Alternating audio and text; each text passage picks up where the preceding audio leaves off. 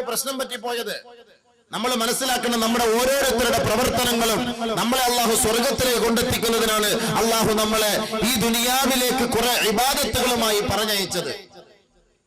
കേവലം നമസ്കാരം മാത്രമല്ല സ്വർഗത്തിലേക്കുള്ള വഴി, നോമ്പ് മാത്രമല്ല സ്വർഗത്തിലേക്കുള്ള വഴി, സക്കാത്ത് ഹജ്ജ് മാത്രമല്ല സ്വർഗത്തിലേക്കുള്ള വഴി, ദാനധർമ്മങ്ങൾ ചെയ്യൽ മാത്രമല്ല സ്വർഗത്തിലേക്കുള്ള വഴി. സ്വർഗത്തിലേക്ക് എത്തിപ്പെടാനും അള്ളാഹുവിന്റെ അടുക്കൽ നമ്മുടെ ഫയലുകൾ, നമ്മുടെ അമലുകളുടെ ഫയലുകൾ സ്വീകരിക്കാനും ഒരുപാട് മാനദണ്ഡങ്ങളുണ്ട്. അത് മനസ്സിലാക്കി പ്രവർത്തിച്ചാൽ നമ്മുടെ ജീവിതത്തിൽ ബർക്കത്തുണ്ടാകും, ഇല്ല എങ്കിൽ ബർക്കത്തില്ല. സ്വർഗവും പ്രതീക്ഷിക്കേണ്ട, അള്ളാഹു നമ്മളെ അതിൽ നിന്ന് രക്ഷിക്കുമാറാകട്ടെ. അതുകൊണ്ട് കാര്യ ഗൗരവത്തോടുകൂടി മനസ്സിലാക്കി. ബഹുമാനമുള്ള മുഅ്മിനീങ്ങളെ, അല്ലാഹു സുബ്ഹാനഹു വ തആല പരിശുദ്ധ ഖുർആനിലൂടെ നമ്മളെ അറിയിക്കുന്ന ഒരു സത്യം, യാ അയ്യുഹല്ലദീന ആമനൂ കുതിബ അലൈക്കുമുസ് സിയാം കമാ കുതിബ അലല്ലദീന മിൻ ഖബ്ലികും ലഅല്ലകും തത്തഖൂൻ. സത്യവിശ്വാസികളെ വിളിച്ചുകൊണ്ട് അല്ലാഹു തആല പറയുന്നു, ഏ സത്യവിശ്വാസികളെ, നിങ്ങൾക്ക് മുമ്പുള്ള സമുദായത്തിന്റെ മേൽ നിർബന്ധമാക്കപ്പെട്ടതുപോലെ നിങ്ങളുടെ മേലും നോമ്പ് നിർബന്ധമാക്കപ്പെട്ടിരിക്കുകയാണ്. എന്തിന്? കഞ്ഞി കുടിക്കാനാണോ? പള്ളിയിൽ വന്നിട്ട് അടിയുണ്ടാക്കാനാണോ? വഴക്കുണ്ടാക്കാനാണോ? മഗ്‌രിബിന്റെ സമയമാകുമ്പോൾ ഒരു ഉന്തും തൊള്ളും, ഒരു പ്രശ്നവും, ഒരു വഴക്കും, ഒരു ബഹളവും, ഒരു വെപ്രാളവും, ഇതിനാണോ? ലോകമേ മനസ്സിലാക്കി, എന്തിനാണ് റമദാൻ, എന്തിനാണ് നോമ്പ്, ആർക്ക് വേണ്ടിയാണ് നോമ്പ്? അല്ലാഹു തആല തന്നെ മറുപടി പറയുന്നു, യാ അയ്യുഹല്ലദീന ആമനൂ, ഏ സത്യവിശ്വാസികളെ, കുതിബ അലൈക്കുമുസ് സിയാം കമാ കുതിബ അലല്ലദീന മിൻ ഖബ്ലികും, നിങ്ങൾക്ക് മുമ്പുള്ള സമുദായത്തിന്റെ മേൽ നിർബന്ധമാക്കപ്പെട്ടതുപോലെ നിങ്ങളുടെ മേലും നോമ്പ് നിർബന്ധമാക്കപ്പെട്ടിരിക്കുകയാണ്. ലഅല്ലകും തത്തഖൂൻ, നിങ്ങൾ തികഞ്ഞ മതഭക്തരായി മാറാൻ, അള്ളാഹുവിനെ ഭയപ്പെടുന്നവരായി മാറാൻ, തഖ്വ ഉള്ളവരായി മാറാൻ മുസ്ലിം സമുദായം മനസ്സിലാക്കേണ്ട അടിവരയിട്ട് അള്ളാഹു പറയുന്ന ഒരു പോയിന്റാണിത്. അടിവരയിട്ട് പറയുന്ന പോയിന്റാണ്. മുസ്ലിം സമുദായം മനസ്സിലാക്കിയാൽ മതി, ഉമ്മത്തെ മുസ്ലിം മനസ്സിലാക്കിയാൽ മതി, വേറെ ആരും മനസ്സിലാക്കണ്ട. കാരണം അള്ളാഹ് ഇവിടെ ഉപയോഗിച്ച് യാ അയ്യുഹല്ലദീന ആമനൂ, അവിശ്വാസികളെ നോക്കിയിട്ട് അള്ളാഹ് പറഞ്ഞത്. വിശ്വാസികളെ വിശ്വാസി സമൂഹത്തെ നോക്കിയിട്ടല്ല പറഞ്ഞത് യാ അയ്യുഹല്ലദീന ആമനൂ, ഏ സത്യവിശ്വാസികളെ, നിങ്ങൾക്ക് നോമ്പ് നിർബന്ധമാക്കിയത് എന്തിന്? യാ അയ്യുഹന്നാസ്, ഏ മാനവ സമൂഹമേ, നിങ്ങൾക്ക് ഞാൻ നോമ്പ് നിർബന്ധമാക്കി എന്നല്ല അവിടെ പറഞ്ഞത്. ഹിന്ദുക്കൾക്ക് നോമ്പുണ്ട്, ആ നോമ്പ് അവരുടേത്. ക്രിസ്ത്യാനികൾക്ക് നോമ്പുണ്ട്, ആ നോമ്പ് അവരുടേത്. ജൂതന്മാർക്ക് നോമ്പുണ്ട്, ആ നോമ്പ് അവരുടേത്. ജൈന മതക്കാരനും ബുദ്ധമതക്കാരനും എല്ലാ ആദർശക്കാരനും നോമ്പുണ്ട്. അതായത് അവരുടെ ആദർശം അനുസരിച്ച്. ഇത് അള്ളാഹ്ക്ക് ആവശ്യമില്ല, ഈ നോമ്പ് അള്ളാഹ്ക്ക് ആവശ്യമില്ല. അള്ളാഹ്ക്ക് ആവശ്യമുള്ളത് വിശ്വാസികളുടെ നോമ്പാണ്. ആ നോമ്പ് എങ്ങനെ ആയിരിക്കണമെന്നും അള്ളാഹു പഠിപ്പിച്ചു തരുന്നുണ്ട്. നിങ്ങളുടെ ഇഷ്ടാനുസരിച്ച് നോമ്പ് പിടിച്ചിട്ട് കാര്യമില്ല. ചുമ രാവിലെ 3 മണി മുതൽ 4 മണി മുതൽ ഇടയത്താഴ് നിന്നിട്ട് പട്ടിണിക്കിരുന്ന് വൈകിട്ട് വരെ പനായും പിത്തിനായി എണ്ണീട്ട് അല്ലാഹുമ്മ ലകസുംദു അബികാമന്തു അലൈക തവക്കൽതു എന്ന് പറഞ്ഞ് കാരക്കായം തിന്ന് വെള്ളം കുടിച്ചിട്ട് എന്റെ നോമ്പ് കബൂലായി എന്ന് പറഞ്ഞാലൊന്നും ആ നോമ്പൊന്നും അള്ളാഹ്ക്ക് വേണ്ട. മനസ്സിലാക്കണം. അതുകൊണ്ട് നോമ്പ് എന്താണെന്ന് അള്ളാഹ് പറഞ്ഞു തരുന്നുണ്ട്. ആ ശൈലി അനുസരിച്ച് നോമ്പ് പിടിക്കുക. എന്നാ നിന്റെ നോമ്പ് അള്ളാഹ്ക്ക് ഇഷ്ടമാണ്, ഇല്ലെങ്കിൽ നിന്റെ നോമ്പ് അള്ളാഹ്ക്ക് വേണ്ട. അള്ളാഹ്ക്ക് ഇബാദത്ത് ചെയ്യാൻ ലോകത്ത് ധാരാളം ആളുകളുണ്ട്. മാലാഖമാർ അള്ളാഹ്ക്ക് 24 മണിക്കൂറും ഇബാദത്ത് ചെയ്തുകൊണ്ട് കഴിയാണ്. മനുഷ്യനെ സൃഷ്ടിക്കുമ്പോൾ തന്നെ മലക്കുകൾ അല്ലാഹു തആലയോട് ചോദിച്ചില്ലേ, എന്തിനാണ് ഈ മനുഷ്യന്മാരെ സൃഷ്ടിക്കാൻ പോണത്? അള്ളാഹു തമ്മിലടിക്കുന്നവന്മാരും കലഹം ഉണ്ടാക്കുന്നവന്മാരും പിന്നെ ഫനാടയും ബിത്തനാടയും ആളുകളും പ്രശ്നക്കാരും ഒക്കെയാണ്. ഇവരെ എന്തിനാണ് നീ സൃഷ്ടിക്കുന്നത്? പഠിച്ചവനെ, ഞങ്ങൾ നിനക്ക് ഇബാദത്ത് ചെയ്യാനുണ്ടല്ലോ, ഞങ്ങൾ നിനക്ക് ഇബാദത്ത് ചെയ്തോളാം, നീ എന്തിനാണ് അവരെയൊക്കെ സൃഷ്ടിക്കുന്നത്? അള്ളാഹ് ചോദിച്ചു. അള്ളാഹയോട് മലക്കുകൾ ചോദിച്ചു. وإذ قال ربك للملائكة إني جاعل في الأرض خليفة قالوا أتجعل فيها من يفسد فيها ويسفك الدماء ونحن نسبح بحمدك ونقدس لك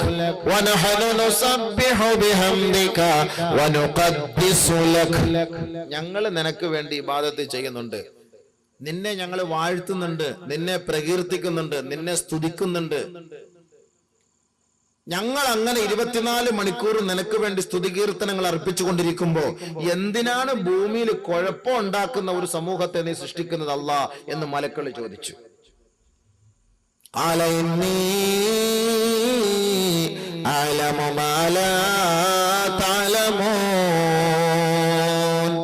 എനിക്കറിയാവുന്നത് നിങ്ങൾക്കറിയില്ല മലക്കുകളെ, അതുകൊണ്ട് ഞാൻ അവരെ സൃഷ്ടിക്കുക തന്നെ ചെയ്യും. അള്ളാഹു പറഞ്ഞു, എനിക്കറിയാവുന്ന പല സത്യങ്ങളും നിങ്ങൾക്കറിയില്ല, അതുകൊണ്ട് നിങ്ങൾ എന്റെ സൃഷ്ടികളാണ്. നിങ്ങൾ ഞാൻ പറയുന്നത് കേട്ടാൽ മതി. ഞാൻ ഭൂമിയിൽ കുറെ പ്രതിനിധികളെ സൃഷ്ടിക്കാൻ പോവുകയാണ്. മനുഷ്യവർഗത്തെ അല്ലാഹു തആല സൃഷ്ടിക്കുക മാത്രമല്ല ചെയ്തത്, വലഖദ് കറംനാ ബനീ ആദം, മാനവരാശിയെ ലോകത്തെ സൃഷ്ടിച്ചിട്ട് പടച്ച തമ്പുരാൻ പറഞ്ഞു, ഈ ആദമിന്റെ മക്കളെ നാം ബഹുമാനിക്കുന്നു, ആദരിക്കുന്നു. നമ്മളെയൊക്കെ അല്ല ബഹുമാനിക്കുന്നു. അപ്പൊ നമുക്കല്ലേ ബഹുമാനമില്ലാത്തത്? ലോകത്തെ സൃഷ്ടിച്ച റബ്ബ്, ജഗന്നിയന്താവായ തമ്പുരാൻ, ലോകത്തിന്റെ അധിപരാശക്തി അജയ്യനായ പടച്ച തമ്പുരാൻ നമ്മളെ ബഹുമാനിക്കുന്നു അല്ല പറയുന്നു. നമുക്ക് ദീനിന്റെ ഇൽമിനോട് ബഹുമാനമില്ല, സദസ്സിനോട് ബഹുമാനമില്ല, ദീനിനോട് ബഹുമാനമില്ല. ഉമ്മത്തിനെ തന്നെ കടിച്ചു കീറാൻ നിൽക്കുന്ന ഒരു കാലഘട്ടം. അല്ലാഹു തആല പറയുന്നു, ഞാൻ നിങ്ങളെ സ്നേഹിക്കുന്നു. മനസ്സിലാക്കി? കാര്യം ഗൗരവത്തോടെ മനസ്സിലാക്കണം. ഖുർആനിന്റെ ആശയമാണ് ഈ പറയുന്നത്. ഞാൻ ആദമിന്റെ മക്കളെ ബഹുമാനിക്കുന്നു, മനുഷ്യവംശത്തെ ഞാൻ ബഹുമാനിക്കുന്നു. അല്ലാഹു തആല പറയാണ്, വലഖദ് കറംനാ ബനീ ആദം വഹമൽനാഹും ഫിൽ ബർരി വൽ ബഹർ വറസഖ്നാഹും മിനത് ത്വയ്യിബാത്ത്. അവർക്ക് കരയിലും കടലിലും ജീവിക്കാനുള്ള സകലമാന സൗകര്യങ്ങളും നാം ചെയ്തു കൊടുത്തു. അവരെ കരയിലൂടെ നാം സഞ്ചരിപ്പിക്കുന്നു, കടലിലൂടെ നാം സഞ്ചരിപ്പിക്കുന്നു. അള്ളാഹു ചെയ്ത ഔദാര്യമാണിത്. അള്ളാഹു ചെയ്ത ഔദാര്യമാണ്. അള്ളാഹു നമ്മൾ പറയുന്ന എനിക്കും കേൾക്കുന്ന നിങ്ങൾക്കും ഇഖ്ലാസ് തരട്ടെ, ഈമാൻ തഖ്വ തരട്ടെ. നമുക്കിവിടെ വലിയ സ്ഥാനവും മാനവും അഭിമാനവും അന്തസ്സും നമുക്ക് ആവശ്യമില്ല. അള്ളാന്റെ അടുക്കൽ നമുക്ക് അന്തസ്സ് കിട്ടണം. അതിന് അള്ളാഹ് എനിക്ക് നിങ്ങൾക്ക് തൗഫീഖ് തരട്ടെ.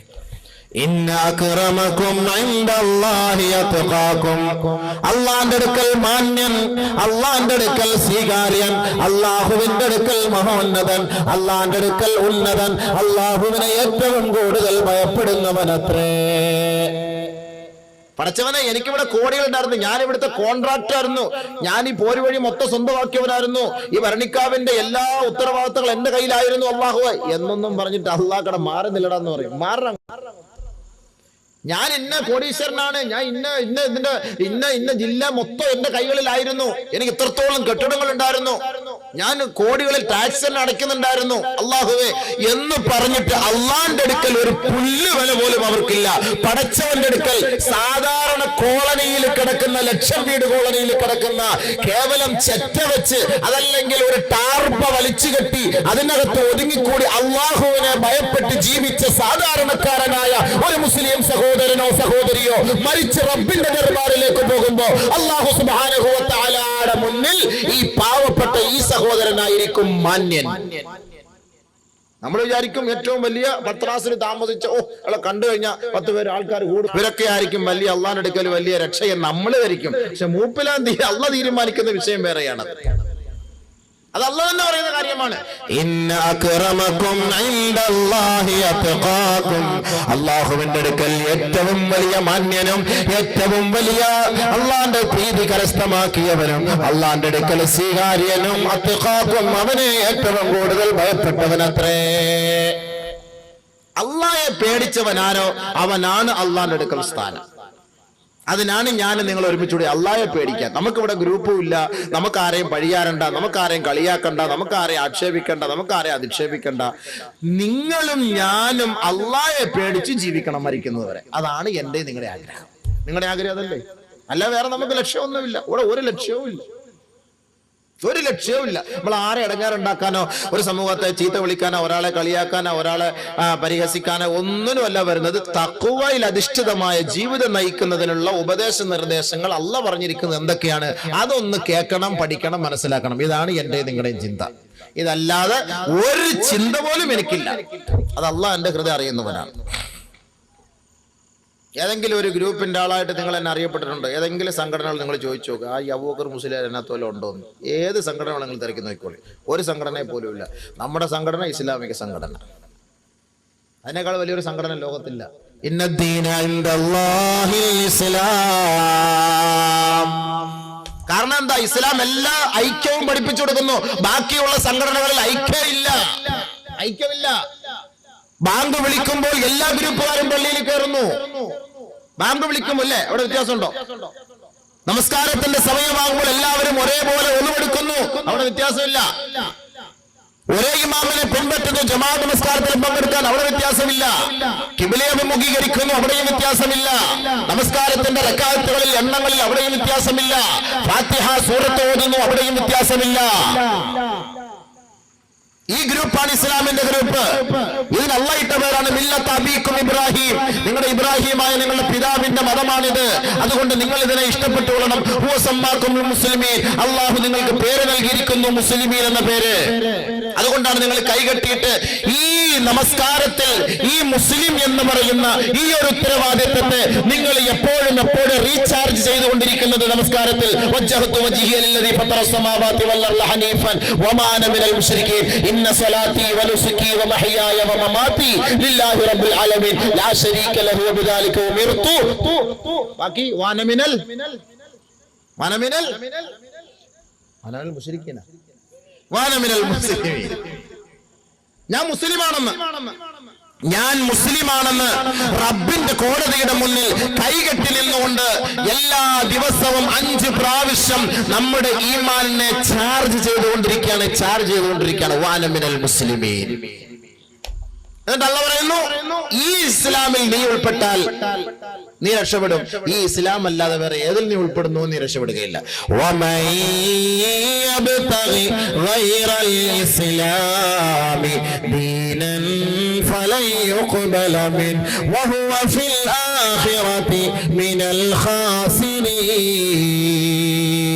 ഈ പരിശുദ്ധമായ ഇസ്ലാമിന്റെ വഴികളിലൂടെ അല്ലാതെ വേറൊരു ആദർശത്തെ നീ അംഗീകരിക്കാൻ തയ്യാറായാൽ അല്ലാഹു അതിൽ നിന്ന് ഒരു തരിമ്പ് പോലും സ്വീകരിക്കുകയില്ല. അവൻ നാളെ പരലോകത്ത് പരാജിതനായിരിക്കുമെന്ന് പരിശുദ്ധ ഖുർആനിൽ അല്ലാഹു അടിവരയിട്ട് നമ്മളെ പഠിപ്പിച്ചു വരികയാണ് ഖുർആൻ. അതുകൊണ്ടാണ് വാനമിനൽ മുസ്ലിം. എല്ലാ ഗ്രൂപ്പുകാരും ഉള്ള സംഘടനയാണ് ഇസ്ലാം. അതിൽ നമുക്ക് ഉൾപ്പെടാം. അതാണ് നമ്മുടെ സംഘടന. എന്താ ശരിയല്ലേ?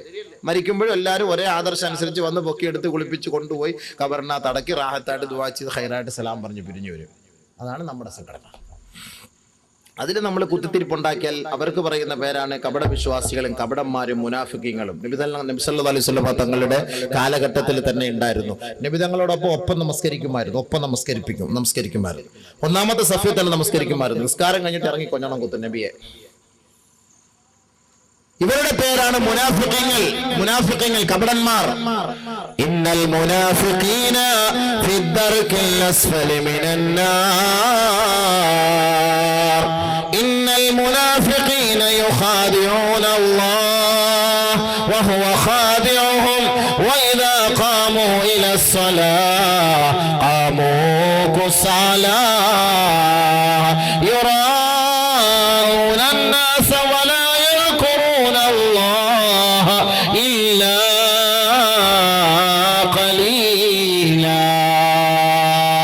ഇസ്ലാമിന്റെ വേഷവും ധരിച്ചുകൊണ്ട് ഇസ്ലാമിക ആദർശത്തിന്റെ അടിമകളാണെന്ന് വാദിച്ചുകൊണ്ട് പള്ളികളിലേക്ക് നമസ്കാരത്തിന് വേണ്ടി നേതൃത്വം നൽകുകയും അതിന്റെ പിന്നിൽ അണിനിരക്കുകയും ചെയ്യുന്ന ഒരു കൂട്ടമുണ്ടാകും. ഇവർ അല്ലാഹുവിനെ വഞ്ചിക്കുകയാണ്.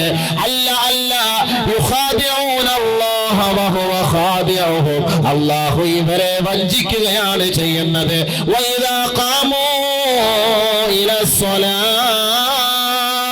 അവർ നമസ്കാരത്തിലേക്ക് കൈകെട്ടി നിന്ന് കഴിഞ്ഞാൽ അലസതയോടെ അലംഭാവത്തോടെ അവരുടെ ചിന്താമണ്ഡലങ്ങളിൽ എങ്ങോട്ടോ തിരിച്ചുകൊണ്ടവർ നമസ്കരിക്കുന്നു. വലായത് ഖുറൂനല്ലാഹ ഇല്ലാ ഖലീലാ. അല്ലാഹുവിനെ വളരെ തുച്ഛമായിട്ടല്ലാതെ സ്മരിക്കാറില്ല. പടച്ച തമ്പുരാനെ ഓർക്കുന്ന വിഷയത്തിൽ അവർക്ക് അലംഭാവമാണ്, അലസതയാണ്. ആ വിഷയത്തിൽ അവർക്ക് വലിയ താല്പര്യമില്ല. ആരെയോ കാണിക്കുന്നതിന് വേണ്ടി, ആരുടെയോ പ്രോത്സാഹനത്തിന്റെ പേരിൽ, ആരെയോ തൃപ്തിപ്പെടുത്തുന്നതിന് വേണ്ടി, ആരുടെയോ ഒക്കെ കൂട്ടത്തിൽ വല്ലപ്പോഴും പോയി പള്ളിയിലൊന്ന് നമസ്കാരത്തിന് നേതൃത്വം നൽകും. അതല്ലാതെ കണ്ട് അവർക്ക് നമസ്കാരവും അല്ലാഹുവുമായി ബന്ധമില്ല. ഇവർ കപടന്മാരാണ്. ഇവരെ സൂക്ഷിക്കണേ. നരകത്തിന്റെ ഏറ്റവും അടിത്തട്ടിലാണ് ഇവരുടെ സങ്കേതം എന്ന് പരിശുദ്ധ ഖുർആൻ. വരെ നിസ്കരിക്കും. നമ്മളെ കാണുമ്പോഴും മുൻപല്ല് കൊണ്ട് ചിരിച്ചിട്ട് അണപ്പല്ല് കൊണ്ട് കടിച്ചു പിടിക്കും. പഹയൻ കാണുമ്പോ നല്ല രസമായിരിക്കും, ഭയങ്കര സന്തോഷത്തോടെ സലാമൊക്കെ പറയും. പക്ഷെ അപ്പുറത്തിരുന്ന് മറ്റു പരിപാടികൾ ചെയ്യും. അപ്പോൾ അല്ലാഹു സുബ്ഹാനഹു വ തആല നമുക്ക് നോമ്പ് നിർബന്ധമാക്കിയതിനെ കുറിച്ച് നമ്മൾ ചർച്ച ചെയ്യുന്നത്. അപ്പൊ ആർക്ക് വേണ്ടി, ആരാകുന്നതിന് വേണ്ടി അല്ലാഹു തആല നമുക്ക് നോമ്പ് നിർബന്ധമാക്കിയതിന്റെ കാരണങ്ങൾ എന്തിനാണ്? അതാണ് നമ്മൾ മനസ്സിലാക്കേണ്ടത്. അള്ളാഹുവിന്റെ തൃപ്തിയാണ് നമ്മൾ അതിലൂടെ ആഗ്രഹിക്കുന്നത്, അതല്ല മറ്റാരുടെ തൃപ്തിയല്ല. നമ്മൾ നമസ്കരിക്കുന്നതും ഇബാദത്ത് എടുക്കുന്നതും നോമ്പ് പിടിക്കുന്നതും എല്ലാം അള്ളാഹ്ക്ക് വേണ്ടി.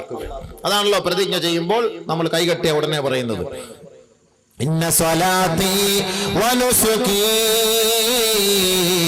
വമഹ്യായ വമമാതി ലില്ലാഹി റബ്ബിൽ ആലമീൻ.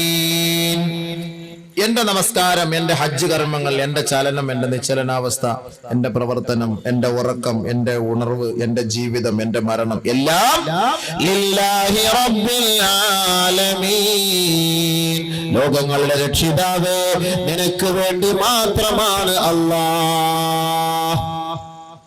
നോമ്പ് പിടിക്കുമ്പോൾ നമ്മൾ നിയത്തെ നവയത്തു സൗമ ഗദിൻ അന്നദായി ഫർദ് റമളാനി ഹാദിഹി സനതി ലില്ലാഹി തആല, അല്ലാഹ്ക്ക് വേണ്ടി. നിസ്കരിക്കാൻ നേരത്ത് ഉസല്ലി ലില്ലാഹി തആല, എല്ലാം അള്ളാഹ്ക്ക് വേണ്ടിയാണ് എന്ന ഒരു ചിന്തയാണ് നമുക്ക് ഉണ്ടാക്കുന്നത്. എല്ലാം അള്ളാഹ്ക്ക് വേണ്ടി, അള്ളാഹ്ക്കല്ലാതെ മറ്റൊന്നുമില്ല. അതുകൊണ്ടാണ് അള്ളാഹ്ക്ക് വേണ്ടിയുള്ള കാര്യങ്ങൾ ചെയ്യുന്ന നമ്മളോടാണ് അള്ളാഹു പറയുന്നത്, യാ അയ്യുഹല്ലദീന ആമനൂ, ഏ സത്യവിശ്വാസികളെ, കുതിബ അലൈക്കുമുസ്സിയാം, നിങ്ങളുടെ മേൽ നിർബന്ധമാക്കപ്പെട്ടിരിക്കുകയാണ് നോമ്പ്, കമാ കുതിബ അലല്ലദീന മിൻ ഖബലികും, നിങ്ങൾക്ക് മുമ്പുള്ള സമുദായത്തിന്റെ മേൽ നിർബന്ധമാക്കപ്പെട്ടതുപോലുള്ള വ്രതം നിങ്ങളുടെ മേൽ നിർബന്ധമാക്കപ്പെട്ടിരിക്കുന്നു, ലഅല്ലകും തത്തഖൂൻ, അല്ലാഹയെ ഭയപ്പെടുന്നതിന് വേണ്ടി. അപ്പൊ നമുക്ക് ഇത്തിരി ഭയം കുറവായത് കൊണ്ട് അള്ളാഹ് ഈ നോമ്പൊക്കെ പിടിപ്പിച്ച് അള്ളാഹ് ഒന്നുകൂടെ പേടിപ്പിക്കും നമുക്കൊന്നും കൂടെ ഹൃദയത്തിൽ പേടി ഉണ്ടാക്കി തരുന്നത്. മുസ്ലിം ഉമ്മത്തിന് തമ്മിൽ അള്ളാഹുമായിട്ടൊരു ബന്ധം കുറവ്, അതുകൊണ്ടാണ് നമ്മൾ തമ്മിലൊക്കെ ഇത്തിരി അകൽച്ച അല്ലേ.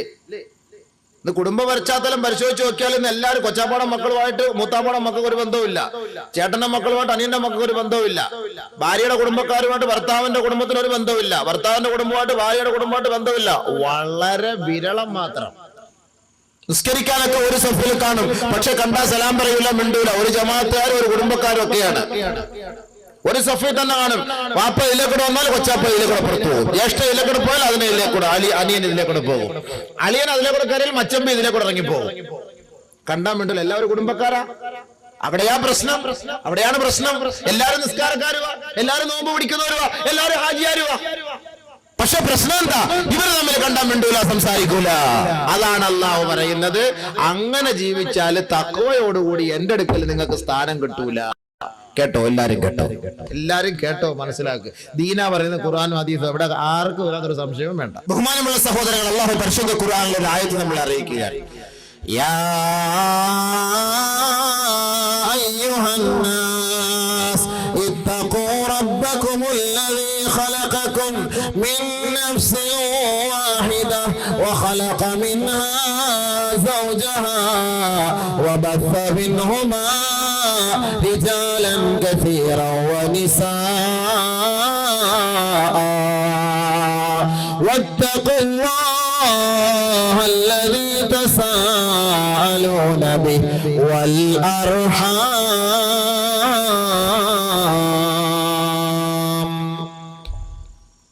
വളരെ ഗൗരവമേറിയ ഒരു പോയിന്റാണ്, ഒരായത്താണ്.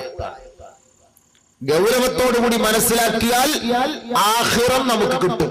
ഗൗരവം കുറഞ്ഞു പോയാൽ ദുനിയാവ് കിട്ടും, പക്ഷെ കബർ മോലെ ഇടിയും കിട്ടും. അതാണ് നമ്മൾ മനസ്സിലാക്കേണ്ടത്. വേറെ ഒന്നും നമ്മളിനകത്ത് ചിന്തിക്കണ്ട. നല്ല മനസ്സോടുകൂടി കേട്ടിരിക്കും, നല്ല മനസ്സോടുകൂടി. അള്ളാഹു നമ്മുടെ ഹൃദയങ്ങൾ ഒരുമിപ്പിക്കുമാറാകട്ടെ. ഖബർ മുതലുള്ള ജീവിതം അള്ളാഹു എളുപ്പമാക്കുമാറാകട്ടെ. യാ അയ്യുഹന്നാസ് ഏ മാനവ സമൂഹമേ, ഇത്തഖൂ റബ്ബകുമുല്ലദീ ഖലഖകും, നിങ്ങളെ സൃഷ്ടിച്ച നാഥനെ നിങ്ങൾ ഭയപ്പെടണമേ. മിൻ നഫ്സിൻ വാഹിദ, ഒരേ ആത്മാവിൽ നിന്ന്. അവിടെ തന്നെ ഐക്യം അല്ലാഹു അറിയിക്കുകയാണ്. ഒരേ ആത്മാവ്, ഒരേ അച്ഛന്റെ ഒരേ അമ്മയുടെയും മക്കള് അവരൊറ്റക്കെട്ടായിരിക്കണം അതിന്റെ അർത്ഥം, അല്ലേ? അവര് അപ്പാക്ക് വാര വെക്കുന്നവനും ഉമ്മാക്ക് വാര വെക്കുന്നവനും, ഇളയ മോൻ വാപ്പ ഇച്ചിരി താല്പര്യം, നടുവത്ത മോൻ ഉമ്മ എടുത്ത് താല്പര്യം, മൂത്ത മോന് രണ്ടുപേരുടെ താല്പര്യം ഇല്ല, പ്രശ്നമാണ്.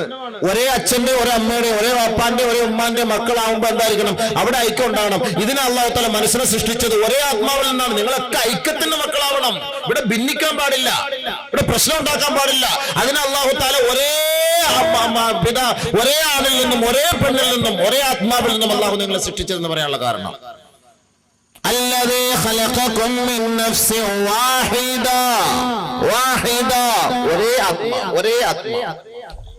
അത് വ്യത്യാസമൊന്നുമില്ല, ഉള്ള വ്യത്യാസമില്ല, എല്ലാരും ഒരേ ആത്മാവിലാണ്.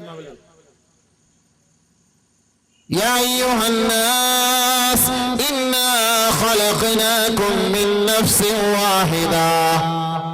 ഏ മനുഷ്യരെ, ജൂതനെയും വിളിച്ചുകൊണ്ട്, ക്രിസ്ത്യാനിയെയും വിളിച്ചുകൊണ്ട്, നസ്രാനിയെയും വിളിച്ചുകൊണ്ട്, ബുദ്ധമതക്കാരനെയും ജൈനമതക്കാരനെയും പാശ്ചാത്യനെയും പൗരസ്ത്യനെയും മുസ്ലിമിനെയും അമുസ്ലിമിനെയും ഹിന്ദുവിനെയും അഹിന്ദുവിനെയും സവർണനെയും അവർണനെയും തൊഴിലാളിയെയും മുതലാളിയെയും കറുത്ത വർഗക്കാരനെയും വെളുത്ത വർഗക്കാരനെയും മുടി ചുരുണ്ടവനെയും ചെമ്പിച്ചവനെയും മൂക്ക് ചപ്പിയവനെയും ഉയർന്നവനെയും എല്ലാം അല്ലാഹു വിളിച്ചിട്ട് പറഞ്ഞു, ഇന്നാ ഖലഖനാകും മിൻ നഫ്സിൻ വാഹിദ. ഒരേ ആത്മാവിനാ നിങ്ങളെ ഞാൻ സൃഷ്ടിച്ചത്. ഇവിടെ വന്ന് അടി ഉണ്ടാക്കാനൊന്നും അല്ല എന്നതിന്റെ അർത്ഥം.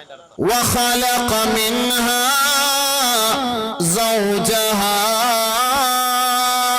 അതേ ആത്മാവിൽ നിന്ന് സൃഷ്ടിക്കപ്പെട്ട മനുഷ്യവർഗത്തിൽ നിന്നും നിങ്ങൾക്ക് തണലായി തുണയായി ഇണയെ അല്ലാഹു തെരഞ്ഞെടുത്തു തന്നു.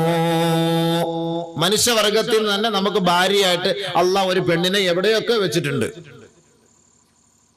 നമ്മുടെ അവസ്ഥ മനസ്സിലാക്കുന്ന നമ്മളെ പോലെയൊക്കെ ഉള്ള മനുഷ്യകോലത്തിലുള്ള ഒരു പെണ്ണിനെ, അതല്ലാതെ മനുഷ്യർക്ക് അല്ലാഹു മൃഗത്തിനെ കെട്ടിച്ചു കൊടുത്തുള്ള അവസ്ഥ എന്തായിരിക്കും? അപ്പൊ നമ്മുടെ ഇനത്തിൽ നിന്ന് തന്നെ നമ്മുടെ അവസ്ഥ മനസ്സിലാക്കുന്ന ഒരേ അച്ഛന്റെ അമ്മയുടെ മക്കളിൽ നിന്ന് ഒരേ ആത്മാവിൽ നിന്ന് വന്ന അതേ ഇനത്തിൽ നിന്നുള്ള പെണ്ണിനെ അല്ലാഹു നമുക്ക് ഇണയായി തുണയായി തന്നു. وَبَثَّ مِنْهُمَا رِجَالًا كَثِيرًا وَنِسَاءً. ആണിന്റെയും പെണ്ണിന്റെയും ഇണചേരലിലൂടെ, ദാമ്പത്യ ബന്ധത്തിലൂടെ ധാരാളം പുരുഷന്മാരെയും ധാരാളം സ്ത്രീകളെയും അല്ലാഹു ലോകത്തിന്റെ മുന്നിൽ സമ്മാനിച്ചു. അതിലൂടെയാണല്ലോ അല്ലെ, ആണിന്റെയും പെണ്ണിന്റെയും ബന്ധത്തിലൂടെ ധാരാളം ജനങ്ങളെ അല്ലാഹു ലോകത്തിന്റെ മുന്നിൽ പരിചയപ്പെടുത്തി. വത്തഖുല്ലാഹ അല്ലദീ തസാഅലൂന ബിഹി, ഏതൊരു റബ്ബിനെ കുറിച്ചാണോ നിങ്ങൾ അന്വേഷിച്ചു കൊണ്ടിരിക്കുന്നത്, ഈ ലോകത്തെ സൃഷ്ടിച്ച തമ്പുരാൻ, ഈ ബ്രഹ്മാണ്ഡ കടാഹത്തെ സൃഷ്ടിച്ച തമ്പുരാൻ, ഈ ലോകത്തെ നമ്മുടെ മുന്നിൽ പരിചയപ്പെടുത്തി തന്ന തമ്പുരാൻ, ഈ ബൃഹത്തായ ലോകത്തേക്ക് നമ്മളെ ജനിപ്പിച്ച് അയച്ച തമ്പുരാൻ, ഈ തമ്പുരാനെ കുറിച്ചാണോ നിങ്ങൾ അന്വേഷിക്കുന്നത്, ആ തമ്പുരാനെ നിങ്ങൾ ഭയപ്പെടണമേ, പേടിക്കണമേ, സൂക്ഷിക്കണമേ, സൂക്ഷിക്കണമേ. ആ അല്ലാഹയെ പേടിച്ചിട്ടാണ്, പേടിയുള്ളത് കൊണ്ടാണ് നമ്മൾ നമസ്കരിക്കുന്നത്, നോമ്പ് പിടിക്കുന്നത്, ഹജ്ജ് ചെയ്യാൻ പോകുന്നത്, സക്കാത്ത് കൊടുക്കുന്നത്, മരിക്കാൻ നേരത്ത് അടക്കാൻ നേരത്ത് കൊണ്ടുപോകുമ്പോൾ ഭവ്യതയോടെയും പേടിച്ചും ദുആയും ചെയ്ത് ഖബറിന്റെ അവസ്ഥകളൊക്കെ കേൾക്കുമ്പോൾ പേടിയും വെപ്രാളവും ഒക്കെ ഉള്ളതിന്റെ കാരണം എന്താ? അല്ലാഹയെ പേടിയുള്ളത് കൊണ്ടാണ്. ഇല്ലേ അല്ലേ സഹോദരങ്ങളെ? അല്ലാഹയെ പേടിച്ചിട്ടാണല്ലോ അല്ലേ? ഇല്ലേ പിന്നെ നമ്മൾ നിസ്കരിക്കേണ്ട കാര്യമില്ലല്ലോ. അല്ലാഹയെ പേടിയില്ല, നമ്മൾ നിസ്കരിക്കേണ്ട കാര്യമില്ല. അല്ലാഹയെ പേടിയില്ല, നിസ്കരിക്കണ്ട.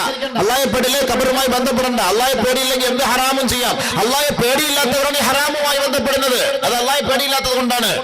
പോലീസിനെ പേടിച്ചിട്ടല്ലേ ഹെൽമെറ്റ് വെച്ചോണ്ട് പോണത്? ബൈക്ക് ഓടിക്കുമ്പോ പോലീസിനെ പേടിക്കില്ലെങ്കിൽ ഹെൽമെറ്റ് വെക്കുവോ? ആരെങ്കിലും വെക്കുവോ? അവിടെ പെറ്റി അടിക്കുന്നുണ്ടെന്ന് ആരെങ്കിലും പറഞ്ഞാൽ പെട്ടെന്ന് പടപെടാന്ന് എവിടെന്നെങ്കിലും ഹെൽമെറ്റ് എടുത്ത് തലമണ്ടയ്ക്ക് എടുത്ത് വെച്ചൊരു ചട്ടി എങ്ങനെ കിട്ടിയാൽ മൂടിക്കൊണ്ട് പോകും. കാർ ഓടിച്ചോണ്ടോ ബെൽറ്റ് പെട്ടെന്ന് വലിച്ചിടും, പോലീസിനെ കണ്ടാൽ മതി. ഇത് പോലീസിനെ പേടിയുള്ളതുകൊണ്ടല്ലേ? മണൽ ലോറിയായിട്ട് പോകുമ്പോ ഫ്രണ്ടിൽ 3 മലക്കുകള്, ബാക്കിൽ 3 മലക്കുകള്, ഇടവഴിയിൽ ഊടുവഴികളെല്ലാം മലക്കുകൾ. എന്തിനാ ബൈക്കിൽ പോണത്? ആ ഒരു പോലീസ് വരുന്നുണ്ടോ ഉണ്ടോ എന്ന് അറിയാൻ വേണ്ടിട്ട്. അവരെ പേടിച്ചിട്ടല്ലേ ഇത് ചെയ്യണത്. ഒരു പേടിയില്ലെങ്കിൽ ഇതിന്റെ ആവശ്യമുണ്ടോ? ഉണ്ടോ സുഹൃത്തുക്കളെ? ഇല്ല. അള്ളാഹയെ പേടിച്ചിട്ടാണ് നമ്മൾ നമസ്കരിക്കുന്നത്, നോമ്പ് പിടിക്കുന്നത്, ഹറാമ് സൂക്ഷിക്കുന്നത്, നാവുകളെ സൂക്ഷിക്കുന്നത്, കണ്ണുകളെ കാതുകളെ സൂക്ഷിക്കുന്നത്, വ്യഭിചരിക്കാതിരിക്കുന്നത്, പലിശ വാങ്ങാതിരിക്കുന്നത്, കള്ളു കുടിക്കാതിരിക്കുന്നത്, ആരെയും കുറ്റം പറയാതിരിക്കുന്നത്, പരിഹാസവും പരനിന്ദയും ഒഴിവാക്കുന്നത് അള്ളാഹയെ പേടിച്ചിട്ടാണ്. അള്ളാഹയെ പേടിയില്ലായിരുന്നെങ്കിൽ ഭൂമിയിൽ കുഴപ്പമായിരിക്കും. അപ്പൊ നമ്മുടെ നമസ്കാരവും ഇബാദത്തും അള്ളാഹയെ പേടിച്ചിട്ടാണെങ്കിൽ അള്ളാഹ് പറയുന്നു, ഈ നമസ്കാരവും ഇബാദത്തും ഈ കർമ്മങ്ങളും നിങ്ങൾ അള്ളാഹയെ പേടിച്ചിട്ട് സ്വർഗത്തിൽ എത്തിപ്പെടാൻ വേണ്ടിയാണെങ്കിൽ ഒരു കാര്യം കൂടെ നിങ്ങൾ പേടിക്കണം. അത് അള്ളാഹ് ഈ ആയത്തിൽ തന്നെ പറയാ, വൽ അർഹാം,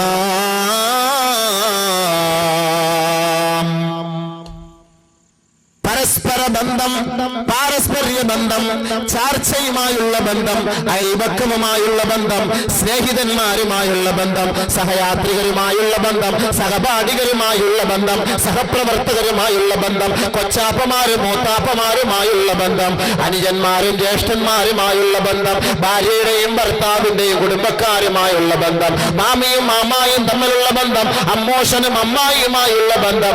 ഈ കുടുംബ ബന്ധം കൂടി നിങ്ങൾ ഭയപ്പെട്ടാൽ നിങ്ങൾ തഖ്വയുള്ളവരാകും, സ്വർഗത്തിൽ ഉന്നതമായ സ്ഥാനം കരസ്ഥമാക്കിയവരാകും. അതുകൊണ്ട് എന്നെ മാത്രം ഭയപ്പെട്ടാൽ പോരാ, വൽ അർഹാം, സ്നേഹബന്ധം, കുടുംബബന്ധം കൂടി നിങ്ങൾ ഭയപ്പെടണമേ മാനവ സമൂഹമേ. എങ്കിൽ മാത്രമേ നിങ്ങൾക്ക് രക്ഷയുള്ളൂ.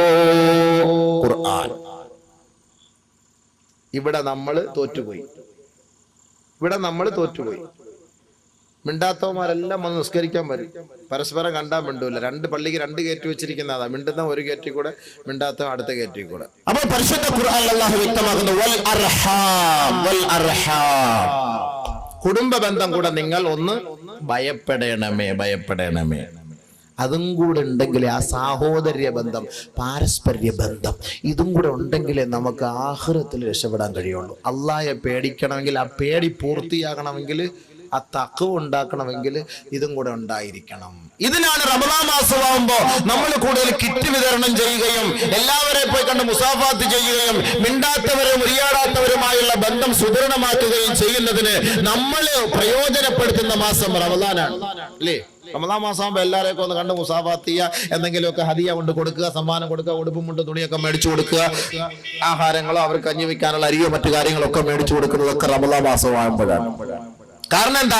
റമദാൻ ആവുമ്പോ ഇവരുടെയൊക്കെ ഹൃദയം ഒന്ന് അലിയും. ബാക്കിയുള്ള സമയം പോലെയല്ല. പിരിവുകാർ കൂടുന്ന മാസമാണ് റമദാനിന്റെ മാസം. കാരണം എന്താ? ഏത് കൊടുക്കാത്തവന് റമദാൻ മാസമാകുമ്പോ എന്നാ ഒന്ന് കൊടുത്തേക്കാം എന്ന് പറഞ്ഞ് കൊടുക്കും. ഏത് നമസ്കരിക്കാത്തവനും റമദാൻ ആവുമ്പോ നമസ്കരിക്കാൻ തയ്യാറാകും. ഏത് സക്കാത്ത് കൊടുക്കാത്തവനും റമദാനിന്റെ മാസമാകുമ്പോൾ ഈ കണക്കുകളെല്ലാം കൂടെ കൂട്ടിയിട്ട് സക്കാത്ത് കൊടുക്കാൻ തയ്യാറാകും. ഏത് ഹറാം ചെയ്യുന്നവനും റമദാൻ മാസമാകുമ്പോൾ ആ ഹറാമിൽ നിന്ന് ലീവ് എടുക്കും, അല്ലേ? ശരിയല്ലേ? വെള്ളം അടിക്കുന്നവൻ ബിവറേജസ് കോർപ്പറേഷനിൽ നിങ്ങൾ കണക്ക് നോക്കിക്കോളി, പോയി ചോദിച്ചോളി. ഷഅബാൻ മാസത്തിലെ കണക്കും റമദാൻ മാസത്തിലെ കണക്കും അവിടെ ഇരിക്കുന്നവരുമായിട്ടൊക്കെ നമ്മുടെ സുഹൃത്തുക്കളൊക്കെ ആയിരിക്കും ചിലപ്പോൾ ഒന്ന് ബന്ധപ്പെട്ട് നോക്കി. ഓരോ മുസ്ലിം കേന്ദ്രങ്ങളിലെ ബിവറേജസ് കോർപ്പറേഷനിൽ നിങ്ങൾ പോയിട്ടൊന്ന് കണക്ക് ചോദിക്കും. ഷഅബാൻ മാസത്തിലെ കണക്കും റമദാൻ മാസത്തിലെ കണക്കും അതേപോലെ പെരുന്നാളിന്റെ വൈകിട്ടുള്ള കണക്കും ഒന്ന് ചോദിച്ചു നോക്കി. വേരിയേഷൻ സംഭവിക്കുമ്പോൾ മനസ്സിലാക്കാം ഇതിന്റെ പിന്നിൽ പ്രവർത്തിക്കുന്നത് ആരെ. 27 കഴിയണം. ആ ബിവറേജസ് ഇരിക്കുന്നവരെന്ന് പറയാ, 27 കഴിഞ്ഞാൽ മാത്രമേ ഞങ്ങൾക്ക് എന്തെങ്കിലും കാശ് കിട്ടുള്ളൂ. 27-ാം രാവ് കഴിയണം. 27-ന്റെ അന്ന് പള്ളിയിൽ വന്ന് ഒരു തൗബ ചെയ്ത് എല്ലാവരും കണ്ണൊക്കെ അടച്ച് ലൈറ്റൊക്കെ അടച്ച് ദുആക്കെ ചെയ്തിട്ട് തിരിച്ചു പോയാൽ ഇവൻ കരുതുന്നത് എന്താ? ഇനി അടുത്ത വർഷം വരെ എന്റെ പാവം എല്ലാം മാറി, അതുകൊണ്ട് എനിക്ക് ഉഷാറായിട്ട് എനിക്ക് പുതിയ ബ്രാൻഡുകൾ കുടിച്ചു എനിക്ക് സന്തോഷിക്കാന്നുള്ള നിയത്തോടു കൂടിയാണ് പള്ളിയിൽ നിന്ന് ഇറങ്ങുന്നത്. പടിവാതിൽക്കൽ 27-ാം രാവിന്റെ അന്ന് അങ്ങനല്ലേ? 27-ാം രാവ് കഴിഞ്ഞാൽ അവിടെ കണക്ക് കൂടും, വേരിയേഷൻ. റമദാൻ തുടക്കം മുതൽ 27 വരെ വലിയ ഡിമ്മാണത്. ഏതെങ്കിലും ഒരു പടം റിലീസ് ആക്കാൻ ആഗ്രഹിച്ചാൽ റമദാൻ മാസത്തെ റിലീസ് ആക്കൂല. കാരണം എന്താ? കാക്കാമാർ അത് കാണൂല, ഉറപ്പാണെന്നറിയാം. അതുകൊണ്ട് അവർ പരാജയപ്പെട്ടു പോകും. അതുകൊണ്ട് റമദാൻ കഴിഞ്ഞിട്ട് ഈദ് സ്പെഷ്യൽ റമദാൻ സ്പെഷ്യൽ എന്ന് പറഞ്ഞ് ഒരു റിലീസ് പടം വന്നാൽ പെരുന്നാൾ നിസ്കാരവും കഴിഞ്ഞ് ബിരിയാണി നെയ്ച്ചോറ് പഠിച്ചിട്ട് ആ പുത്തനുടുപ്പ് പള്ളിയിൽ വന്ന് നമസ്കരിച്ച അതേ വസ്ത്രം ഇട്ടുകൊണ്ട് നേരെ പൊണ്ടാട്ടിയെ വിളിച്ചോണ്ട് പോകും തിയേറ്ററിലേക്ക്. പെരുന്നാൾ ആഘോഷം. കോളേജിനകത്ത് വലിയ വലിയ വണ്ടിയിലും പോകും. ആയത്തെക്കുറിച്ച് ഫ്രണ്ട് ഇട്ടേക്കും. ആയത്തെക്കുറിച്ച് കാറിനകത്ത് അത് തിയേറ്ററിന്റെ ഫ്രണ്ടിൽ കൊണ്ട് അവിടെ ഇടും. ആയത്തെക്കുറിച്ച് ഇങ്ങനെ ആടിക്കൊണ്ടേയിരിക്കും ബർക്കത്ത് കിട്ടാൻ വേണ്ടി വരുന്നവരെ. വാഹനത്തില് തവക്കൽതു അലല്ലാഹ് എന്ന് പറഞ്ഞിട്ട് വലിയ ഒരു ബോർഡ് എഴുതിയാനകത്ത് ഒട്ടിച്ചിരിക്കും, ഒരു സ്റ്റിക്കർ ഒട്ടിച്ചിരിക്കും. ഇതും കൊണ്ടാണ് നേരെ കൊണ്ട് ട്രെയിൻ കാണാൻ കയറുന്നത്, ബോംബെ കാണാൻ കയറുന്നത്. പരിശുദ്ധ അള്ളാഹുവിന്റെ ആയത്തുകൾ ഇപ്പൊ പുതിയൊരു സിസ്റ്റം ഇറങ്ങിയിട്ടുണ്ട്. മാഷാ അല്ലാഹ് തബാറക്കല്ലാഹ് വണ്ടിയുടെ ഫ്രണ്ടിലും ബാക്കിലും. ഇതൊക്കെ എഴുതി വെക്കാൻ വേണ്ടിട്ട് കിട്ടിയ സ്ഥലങ്ങളാ ഇതൊക്കെ. മാഷാ അല്ലാഹ് തബാറക്കല്ലാഹ്. അപ്പൊ ഇത് എഴുതിയിട്ട് നേരെ കൊണ്ടുപോയിരുന്ന എവിടെ? തിയേറ്ററിനകത്ത് അല്ലെങ്കിൽ ബിവറേജസിന്റെ ഫ്രണ്ടില്. ഇസ്ലാമിന് നാണക്കേട് ഉണ്ടാക്കുകയല്ലേ ഈ നാമങ്ങളൊക്കെ എഴുതി ഉച്ചരിച്ചിട്ട്? പർദ ഇട്ടുകൊണ്ട് എത്രയെത്ര പെണ്ണുങ്ങളാണ് കൊല്ലം തിയേറ്ററുകളിൽ വരുന്നത്, പർദ ഇട്ടുകൊണ്ട്. ബഹുമാനമുള്ള സഹോദരങ്ങളെ, അവസാനത്തെ ഷോ, സെക്കൻഡ് ഷോ അല്ലയോ, അവസാനത്തെ ഷോയ്ക്ക് പറയുക സെക്കൻഡ് ഷോ, ലാസ്റ്റ്. അപ്പൊ ആരും കാണൂലല്ലോ, എല്ലാരും പർദ ഇട്ടുകൊണ്ട് തിയേറ്ററിന്റെ ഫ്രണ്ടിൽ വണ്ടി അടക്കം ആയത്തെക്കുറിച്ച് നാടിക്കൊണ്ടിരിക്കും. ബഹുമാനമുള്ള മുഅ്മിനീകളെ, ഇസ്ലാമിന് നാണക്കേട് ഉണ്ടാക്കുന്നു. ഇവര് പോയി നമസ്കരിക്കുന്നു. വല്ലാഹി സത്യം, ഇവർ മുനാഫിക്കീങ്ങളാണ്. ഈ നമസ്കാരം അല്ലാഹ്ക്ക് എന്തിന്? അതാ അല്ലാഹ് പറയുന്നത്. നിങ്ങൾക്ക് തഖ്വ ഉണ്ടാകണം. തഖ്വ ഉണ്ടെങ്കിൽ മാത്രമേ നിങ്ങളുടെ ഈ പ്രവർത്തനങ്ങളൊക്കെ എന്റെ മുന്നിൽ സ്വീകരിക്കുകയുള്ളൂ. അതുകൊണ്ട് നിങ്ങൾ തഖ്വ ഉണ്ടാക്കിയെടുക്കാൻ നിങ്ങൾ നോമ്പ് പിടിച്ചാൽ നിങ്ങൾ തഖ്വയുള്ളവരായി മാറുമെന്ന് അല്ലാഹു നമുക്ക് അടിവരയിട്ട് പറയുന്നു. വേറെ ഒരു കാര്യത്തിലൂടെ നമുക്ക് തഖ്വ ഉണ്ടാക്കിയെടുക്കാൻ പറ്റില്ല. നമസ്കാരത്തിൽ നമുക്ക് തഖ്വ ഉണ്ടാക്കിയെടുക്കാൻ ആരെങ്കിലും വാദിക്കാൻ പറ്റുമോ? നമസ്കാരത്തിലൂടെ നമുക്ക് തഖ്വ ഉണ്ടാക്കിയെടുക്കാൻ പറ്റൂല. തഖ്വ ഉള്ളവരുടെ ജോലിയാണ് നമസ്കാരം. നമസ്കാരത്തിലൂടെ തഖ്വ ഉണ്ടാക്കിയെടുക്കാൻ കഴിയുമായിരുന്നുവെങ്കിൽ ഇന്ന് ഈ നാട്ടിലുള്ള സഹോദരങ്ങളൊക്കെ പള്ളികൾ കൊണ്ട് നിറയുമായിരുന്നു, സഫുകളിൽ അണിനിരക്കുമായിരുന്നു. എത്രയെത്ര ചെറുപ്പക്കാരായ സഹോദരങ്ങൾ, എത്രയെത്ര ചെറുപ്പക്കാരികളായ സഹോദരിമാർ അവരുടെ വീടുകളിൽ നമസ്കാരത്തിന് സമയമാകുമ്പോൾ സിനിമാ തിയേറ്ററിനെ പോലും തോൽപ്പിക്കുന്ന തരത്തിലുള്ള അശ്ലീലങ്ങളും കണ്ടുകൊണ്ട് രസിച്ചുകൊണ്ടിരിക്കുന്നു. കുഞ്ഞുമക്കളെ അടക്കം മടിയിലെടുത്ത് വെച്ച് ഭക്ഷണം വാരിക്കൊടുക്കുകയും സിനിമ സീരിയൽ കണ്ട് രസിക്കുകയും ചെയ്യുന്ന നാണം കെട്ട ഗതികേട് ഇന്ന് മുസ്ലിം കുടുംബത്തിൽ ഇവിടെ ഇന്ന് തകർന്ന് തരിപ്പണമായി കൊണ്ടിരിക്കുമ്പോൾ, മുസ്ലിം ചെറുപ്പക്കാർ പള്ളികളുടെ കവലകളിൽ സംസാരിച്ചു കൊണ്ടിരിക്കുമ്പോൾ കേവലം 2-3 എക്സ്പയർ കിളവന്മാരെയും വെച്ചിട്ട് പള്ളിയിലെ ഇമാമ നമസ്കരിക്കുകയാ. ചുറുചുറുക്കുള്ള ചോരത്തിളപ്പുള്ള ചെറുപ്പക്കാരെല്ലാം പള്ളിയുടെ മുന്നിൽ കവലയിൽ 250 മൊബൈലുമായി അവിടുത്തെ റിസർച്ചുമായി ഓരോ പെണ്ണിന്റെ അംഗലാവണ്യവും വിളമ്പിക്കൊണ്ട് അവിടുത്തെ ചർച്ച, ഇവിടുത്തെ ചർച്ച, അവിടുത്തെ ഇവിടുത്തെ നെറ്റി എല്ലാം കൂടെ വരച്ച് അങ്ങനെ പള്ളിയുടെ കവലയിൽ ഇരിക്കുക. പള്ളിക്കകത്ത് മൂക്കി പഞ്ഞു വെക്കാറായ 2-3 കളവന്മാര് മാത്രം. എന്നാ പള്ളി അങ്ങനല്ലേ? ചെറുപ്പക്കാർക്ക് സ്ഥാനമുണ്ടോ? പള്ളിയുമായിട്ട് ബന്ധമുണ്ടോ? എന്താ ഇതിന്റെ ഒക്കെ പിന്നില്? തഖ്വ എന്ന് പറയുന്ന സാധനമില്ല. തഖ്വ എന്ന് പറയുന്ന സാധനം ഇല്ലാത്തത് കൊണ്ടാണ്, അല്ലാഹയെ പേടിയില്ലാത്തത് കൊണ്ടാണ് ഇവരിങ്ങനെ കാണിക്കുന്നത്. അല്ലാഹയെ പേടി ഉണ്ടായിരുന്നെങ്കിൽ ഒരിക്കലും ഇങ്ങനെ ഇവർ ചെയ്യുമായിരുന്നില്ല. കേവലം മുസ്ലിം എന്ന ഒരു പേര്, എന്റെ വാപ്പായും ഉപ്പുപ്പായും ഈ മുസ്ലിം കുടുംബത്തിൽ ജനിച്ചത് കൊണ്ട് ഞാനും മുസ്ലിമായി മാറി എന്നല്ലാതെ അല്ലാഹ് ആരാണ്, റസൂൽ ആരാണ്, ഖുർആൻ എന്താ, ഹദീസ് എന്താ, ദീൻ എന്താ, ഖബർ എന്താ, ഇസ്രായേൽ ആരാ, മലക്കുൽ മൗത്ത് എന്താ, ഇതൊന്നും എനിക്കറിയില്ല. പണ്ടുപോലെ എന്റെ വാപ്പ ജുമാഅത്ത് നിസ്കരിക്കാൻ പോകുന്നു, അതുകൊണ്ട് ഞാനും പോകുന്നു. പണ്ടുപോലെ എന്റെ വാപ്പ 5 വഖ്ത് നിസ്കരിക്കാൻ പോകുന്നു, അതുകൊണ്ട് ഞാനും പോകുന്നു. പണ്ട് മുതൽ എന്റെ വാപ്പ ലോട്ടറി എടുത്തിട്ട് പോക്കറ്റിൽ വെച്ചിട്ട് നിസ്കരിക്കാൻ വേണ്ടി പള്ളിയിൽ പോകുന്നു. അതുകൊണ്ട് ആ പാരമ്പര്യം നിലനിർത്താൻ വേണ്ടി ഞാനും ലോട്ടറി എടുക്കുന്നു, പോക്കറ്റിൽ വെക്കുന്നു, പോയി നിസ്കരിക്കുന്നു. ആ പാരമ്പര്യം. ഇവിടെ അല്ലാഹയെ പേടിയുള്ള ലോട്ടറി എടുത്തോണ്ട് പള്ളിയിൽ പോകും. സുബൈ നമസ്കാരം കഴിഞ്ഞ് തൊപ്പിയും വെച്ചിട്ട് ചായ കുടിച്ചിട്ട്, സുബൈ നമസ്കാരം കഴിഞ്ഞ് ചായക്കടലിൽ ചായയും കുടിച്ച് കേക്ക് നിന്നിട്ട് ഏതെങ്കിലും ഒക്കെ ഒരു പത്രക്കാരനെ വിളിച്ചിട്ട് ആദ്യം പെട്ടെന്ന് നമ്മൾ വിചാരിക്കും എന്തൊക്കെ വാർത്ത നോക്കാനായിരിക്കും. അവസാനത്തെ പേജ് എടുത്ത് വെച്ചിട്ട് പോക്കറ്റിരിക്കുന്ന സാധനം എടുത്ത് വെച്ച് ഇങ്ങനെ തുലനം ചെയ്ത് നോക്കും. ആര്? സുബൈ നമസ്കാരത്തിൽ 1-ാമത്തെ സഫയിൽ എന്താ സുബൈ നോക്കാം. ഇനി 10 ലക്ഷം അടിച്ചെന്നിരിക്കട്ടെ, അയാൾക്ക് എന്ത് സന്തോഷമായിരിക്കും. ആ പൈസ കൊണ്ടല്ലേ തന്നെ മക്കൾക്ക് കൊടുക്കുക, ആ പൈസ കൊണ്ടല്ലേ ഉസ്താദന്മാർക്ക് ഹദിയ കൊടുക്കുക, ആ പൈസ കൊണ്ടല്ലേ മറ്റുള്ള സദഖയുമായി ബന്ധപ്പെട്ട കാര്യങ്ങൾ ചെയ്യുക. നമസ്കാരത്തിന് കുറവുണ്ടോ? ഒരു കുറവുമില്ല. ലോട്ടറി എടുക്കുമ്പോഴേ നീയത്ത് ചെയ്തേക്കും, പഠിച്ചവനെ റബ്ബേ അള്ളാഹു അടിച്ചു കഴിഞ്ഞാൽ ഈ പള്ളിയുടെ കാണിക്ക വഞ്ചിക്ക് പെയിന്റ് ഞാൻ അടിച്ചു കൊടുത്തേക്കാൻ പഠിച്ച തമ്പുരാനെ. ലോട്ടറി എടുക്കുമ്പോഴേ നീയത്ത് ചെയ്യും. അതങ്ങാനല്ല പൊട്ടക്കണ്ണ മാവ് അറിഞ്ഞവൻ അടിച്ചാൽ അയാൾ ആ പൈസയും കൊണ്ടുവരും. കമ്മിറ്റിക്കാർ നോക്കിയിരിക്കുക, പെട്ടെന്ന് കാശ് അത് എവിടുന്ന് വന്നാലും അവർക്കത് പ്രശ്നമില്ല. കാശിഞ്ഞ് വരട്ടെ. ഇവിടെ കാശില്ലാതെ ഇവിടെ കുറെ നാളെ പെയിന്റ് അടിക്കാതെ കിടക്കുക, നീ കാശ് കൊണ്ടുപോവാ, നീ എവിടുന്ന് കൊണ്ടുപോവാ, നമുക്ക് എന്തുകൊണ്ട് അറിയാം? നമുക്ക് പ്രശ്നം അതാണ്. തഖ്വയില്ല. തഖ്വയുള്ളവനായിരുന്നുവെങ്കിൽ സ്വന്തം അയൽപക്ക ബന്ധം അവൻ സുദൃഢമാക്കുമായിരുന്നു.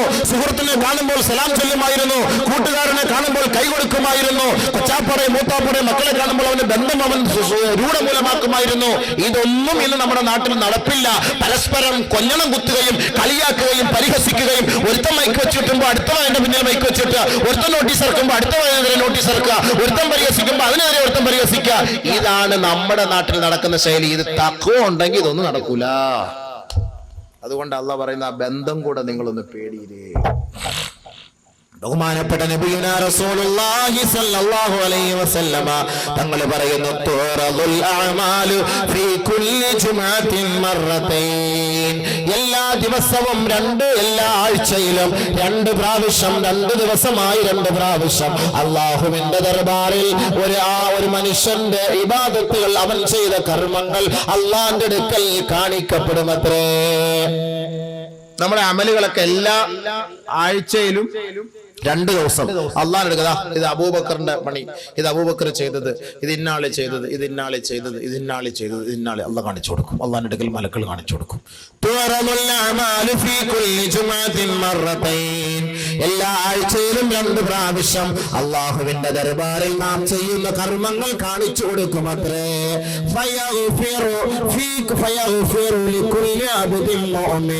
എല്ലാ അടിമകൾക്കും അല്ലാഹു തആല പുറത്തു കൊടുക്കും. ഇല്ലാ അബ്ദൻ ബൈനഹു വബൈന അഖീഹി ശഹനാ. പരസ്പരം ബന്ധം വിച്ഛേദിക്കുകയും പരസ്പരം കൊഞ്ഞണം കുത്തുകയും പരസ്പരം കരിവാരി തേക്കുകയും പരസ്പരം ആക്ഷേപിക്കുകയും അധിക്ഷേപിക്കുകയും ചെയ്യുന്ന 2 മുസ്ലിം സഹോദരന്മാരുടെ ശൈലികൾ അല്ലാഹുവിന്റെ ദർബാറിൽ കാണിക്കുകയില്ല. എല്ലാ തിങ്കളാഴ്ചയും എല്ലാ വ്യാഴാഴ്ചയും. അതിനാണ് ഈ തിങ്കളും വ്യാഴം നോമ്പ് പിടിക്കാൻ പറയുന്നത്. തിങ്കളാഴ്ചയും വ്യാഴാഴ്ചയും നമ്മുടെ ഫയലുകൾ അള്ളാഹിന്റെ അടുക്കൽ കാണിക്കും. ഇന്നവൻ ചെയ്യുന്ന ജോലി ഇതാണ്. ചെറിയ ചെറിയ പാവങ്ങളൊക്കെ ആണെങ്കിൽ അള്ളാഹ് എന്ത് ചെയ്യും? ആ പുറത്ത് കൊടുത്തേരെ മലക്കളെ, അവനെ ഒന്നും ചെയ്യണം, വിട്ടേരെ. അള്ളാഹ് എത്ര കാരുണ്യവാനാണ്. ഓരോ അടിമയ്ക്കും അല്ലാഹു തആല പുറത്തു കൊടുക്കും അത്രേ. പക്ഷേ ഒരു കൂട്ടർക്ക് പുറത്തു കൊടുക്കൂല. ഇല്ലാ ബിദൻ ബൈനഹു വബൈന അഖീഹി ശഹനാ. ഒരു സഹോദരൻ തന്റെ സഹോദരനുമായി, ഒരു ജ്യേഷ്ഠൻ തന്റെ അനുജനുമായി, ഒരു മൂത്താപ്പ തന്റെ കൊച്ചാപ്പയുമായി അവരുടെ കുടുംബ ബന്ധത്തിൽ അവർ വിച്ഛേദിച്ചു കഴിയുന്നവരാണെങ്കിൽ, സംസാരിക്കാതെ മിണ്ടാതെ ഉരിയാടാതെ കഴിയുന്നവരാണെങ്കിൽ, മലക്കിനോട് പറയപ്പെടുമത്രേ,